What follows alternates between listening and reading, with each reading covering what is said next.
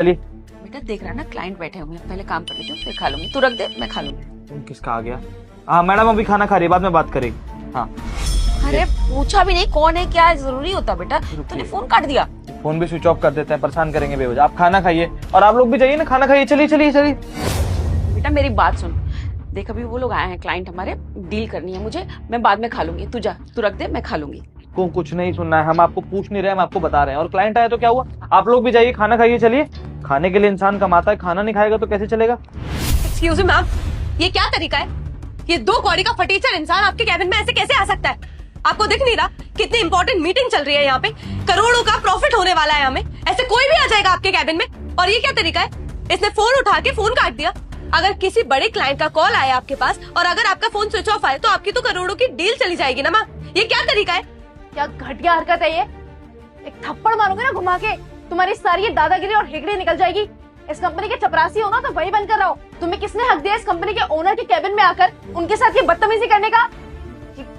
ये खाना क्यों लेकर आए हो तुम यहाँ पर? तुम्हें क्या लगता है मैम हमारी इतनी इंपॉर्टेंट मीटिंग छोड़कर तुम्हारा ये खाना खाएंगी? हाँ ऐसा करो, ये लंच लो और बाहर निकलो अब यहाँ से। मीटिंग चल रही तुम्हें दिखाई नहीं दे रहा? और तुमने कैसे फोन बंद किया मैम का? हाँ हमारी कंपनी को मैम ने ईमेल किया है, वहां से रिवर्ट आना होगा। कैसे बात करेंगी मैम? बिल्कुल सही बोला मैम, ये क्या तरीका है? और आपको तो पता है ना, ऐसे किसी को भी अपने कैबिन में नहीं बुलाते मैम। आपकी रेपुटेशन की बात है मैम, ऐसे कोई भी अगर आ जाएगा तो आपकी क्या रेपुटेशन रह जाएगी? कम ऑन मैम, इसको बोलो निकले यहाँ से। दरअसल क्या है ना मैडम, सुबह कुछ खा के नहीं आई थी, आप लोगों के साथ जल्दी मीटिंग थी तो नाश्ता भी नहीं किया इन्होंने। इनको बीपी की दिक्कत है ना, अगर दवाई नहीं लेंगी तो परेशान हो जाएंगे।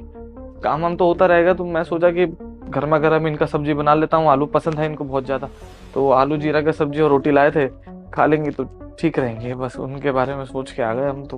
अरे बस, ये इमोशनल ड्रामे देने की जरूरत नहीं है। तुम लोगों को बहुत अच्छे से जानती हूँ, तुम जैसे गरीब लोग ना जानबूझ के ये सब करते हो ताकि इन जैसी अमीर औरतों का फायदा उठा सको। तुम्हारी बातों में मैं नहीं आने वाली हूँ मैम। देखिए मैं जानती हूँ ये एक बहुत अच्छी इंसान है आप, इसलिए हर इंसान को एक तरीके से देखती है और इसलिए इन जैसे फटीचरों को भी अपने कैबिन में बुलाती है। But ma'am come on, now you need to understand, आपका एक एम्पायर है, आपकी एक एमएनसी कंपनी है, बड़े बड़े क्लाइंट्स आते हैं आपके पास। अगर ऐसे फटीचर आपके पास आएंगे मैम, आपका रेपुटेशन खराब होगा मैम। कम ऑन, ये कैसे खड़ा हुआ है अभी तक यहाँ पे?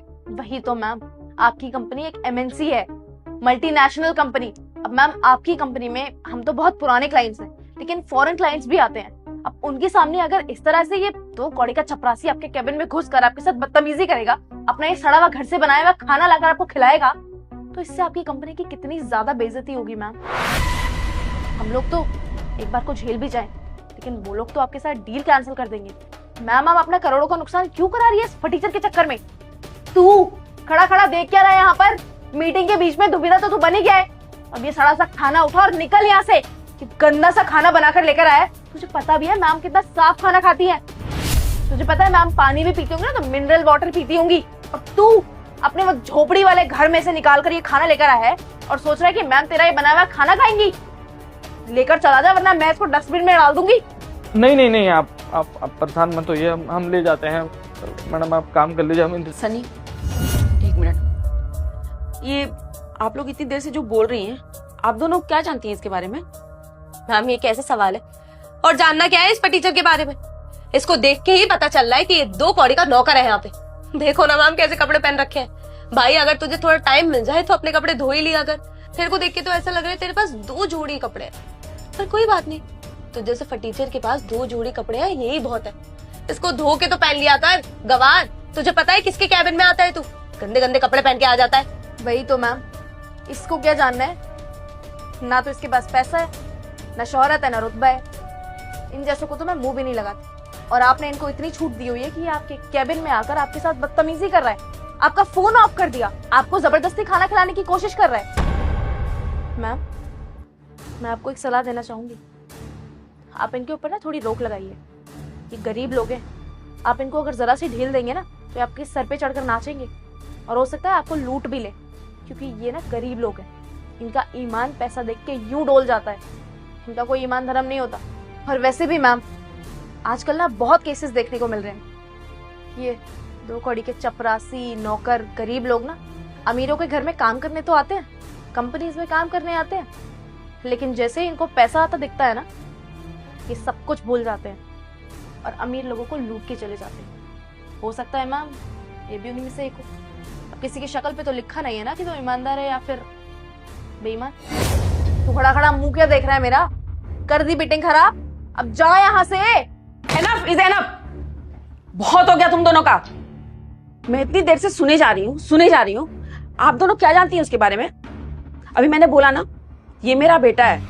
आपने बिना कुछ जाने उसके ऊपर इल्जाम लगाए जा रही हैं, और उसने तो ऐसा कुछ बोला भी नहीं है। वो सिर्फ मेरे लिए खाना लेकर आया है, और अभी उसने आप दोनों को शायद सॉरी भी बोला है। वो जा भी रहा था खाना लेके, उसके बाद भी आप लोग बिना जाने उसके इतना कुछ सुनाए जा रही हैं। क्या जानती हैं इसके बारे में?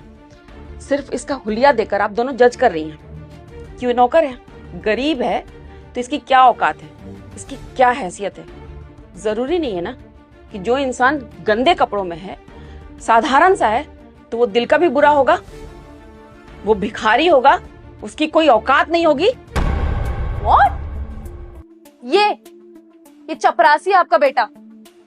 मैम मजाक मत कीजिए, इसकी तो शक्ल भी नहीं मिल रही है आपसे, ये कहां से आपका बेटा हो जाएगा? बिल्कुल सही बोला है हिमांशी ने। मैम कम ऑन, देखो मैम, हम बहुत अच्छे से जानते हैं कि आप एक बहुत अच्छी इंसान है, इसलिए हर किसी को लड़का होता है तो उसे बेटे की नजर से देखते हैं, लड़की होती है तो बेटी की नजर से। बट मैम ऐसे किसी भी फटीचर इंसान को अपना बेटा नहीं बनाते। देखो मैम, आज हम आए हैं, हम आपकी बात समझ जाएंगे, पर मैम हमारी जगह कोई फॉरेन क्लाइंट आ गया तो मैम आप पे हंसेगा। कम ऑन मैम, हमें अच्छे से पता है कि ये इसका क्या काम है। कोई बात नहीं मैम, चल निकल यहाँ से।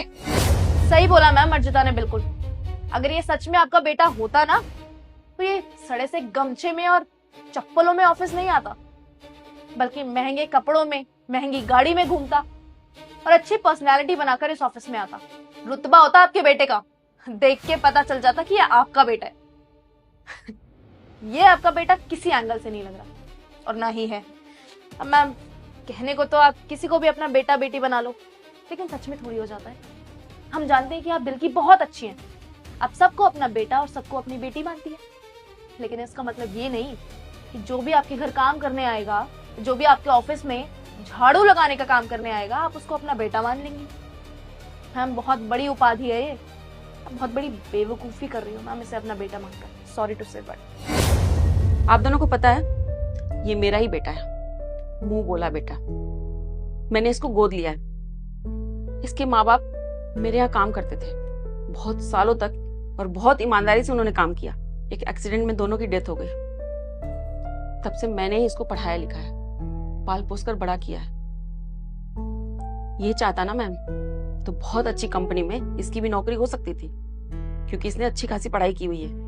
ये पढ़ाई लिखाई में बहुत होशियार था और हमेशा क्लास में फर्स्ट आता था, लेकिन इसने पढ़ाई लिखाई को अहमियत नहीं दी, इसने मुझे अहमियत दी। इसने बोला अगर मैं पढ़ लिख जाऊंगा तो अच्छी कंपनी में नौकरी हो जाएगी, शायद विदेश चला जाऊं।